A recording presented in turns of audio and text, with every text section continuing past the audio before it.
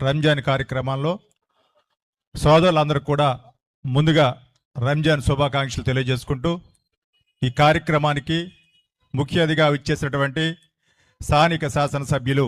రాష్ట్ర జనవరుల శాఖ మంత్రివర్యులకు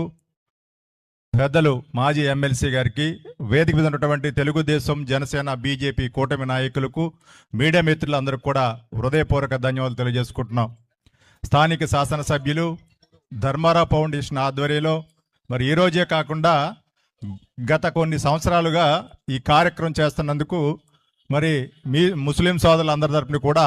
వారికి హృదయపూర్వక ధన్యవాదాలు తెలియజేసుకుంటున్నాం. మరి ఈరోజు చూసినట్లయితే కొన్ని నియోజకవర్గాల్లో కొన్ని రాష్ట్రాల్లో మరి మతాల ఇబ్బంది ఉన్నప్పటికైనా మన స్థానిక శాసనసభ్యులు వచ్చిన తర్వాత ఈ 15 సంవత్సరాల నుంచి కూడా మనం కులమత భేదం లేకుండా అందరినీ ఏకతాటిగా చూసే నాయకుడు 175 నియోజకవర్గాల్లో ఎవరున్నారంటే రామానాయుడు గారని చెప్పుకోవడంలో సందేహం లేదు. వారు వీరనే కాదు, అందరినీ కూడా ఐకమత్యం చేసి ఏ సమాజ వర్గానికి ఏదైతే కావాలో,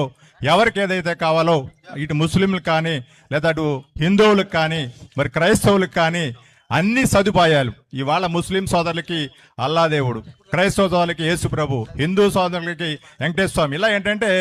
ఎవరికి ఏదైతే కావాలో అన్ని రంగాల్లో కూడా అనుభవం ఉన్నటువంటి వ్యక్తిగా